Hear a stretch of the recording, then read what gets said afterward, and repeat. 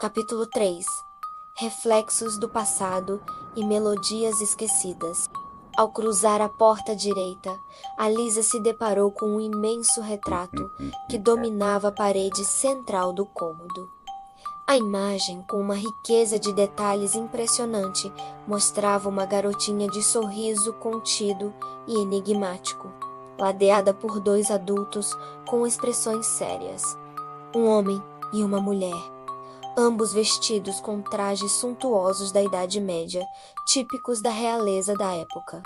Uma sensação estranha percorreu Alisa ao fixar o olhar na menininha do retrato, que parecia ter entre 4 e 5 anos. Um choque avassalador a atingiu. A semelhança era inegável, assustadora. A cor dos olhos, o formato do rosto, o sorriso, tudo era idêntico a ela mesma. O mundo ao seu redor pareceu desmoronar enquanto ela encarava o quadro por horas a fio, absorvendo cada detalhe daquela imagem que parecia uma janela para outro tempo. Cansada e com os olhos pesados de sono, Alisa notou um pequeno e quase invisível detalhe, uma maçaneta discretamente escondida no braço do homem retratado. Com um misto de receio e curiosidade, ela se aproximou devagar. Ao tocar na maçaneta, uma onda de torpor a invadiu e ela apagou instantaneamente. Mergulhou em um sonho vívido e inquietante sobre o castelo. No sonho, a mesma garota do quadro, Elizabeth, estava lá, mas do lado de fora, em um pátio gramado, balançando-se tristemente em um balanço de madeira. Alisa se via ali como um espírito, flutuando, observando. De repente, uma voz a chamou, suave e familiar. Senhorita Elizabeth. O nome ressoou nos ouvidos de Alisa e um pânico crescente a dominou. Ela acordou abruptamente, deitada no chão frio do cômodo. O pânico a impulsionou. Correndo em direção ao quadro, ela abriu a porta oculta e, sem olhar para trás, adentrou outro cômodo. Alisa se encontrava agora em uma sala de estar suntuosa, porém empoeirada. Seus olhos rapidamente identificaram um piano elegante e antigo no centro da sala.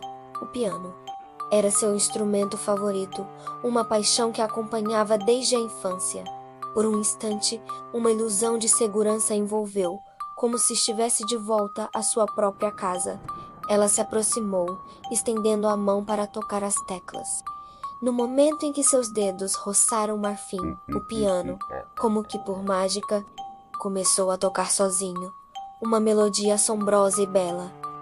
O som a envolveu, e mais uma vez, Alisa desmaiou. O novo sonho era uma continuação do anterior. A menina Elizabeth estava lá, no piano, e de repente ela olhou diretamente para Alisa com um olhar de reconhecimento. Um homem, um velho com um bigode branco e trajes de mordomo da época, atravessou Alisa como se ela não estivesse ali. Ele disse: Senhorita Elizabeth, já está na hora de sua aula de piano. Alisa acordou no chão, o coração disparado. Uma ideia assustadora, mas convincente, começou a se formar em sua mente. Aquela menina, Elizabeth, era ela mesma, mas em outra vida, um eco de um passado esquecido. Após um tempo de reflexão e desespero, ela começou a procurar uma saída do cômodo, percebendo que, mais do que uma saída física, o que ela buscava era uma saída de seu próprio labirinto mental. Enfim, encontrou outra porta, a única que a livraria daquele inferno de cômodo, e seguiu para o próximo desafio.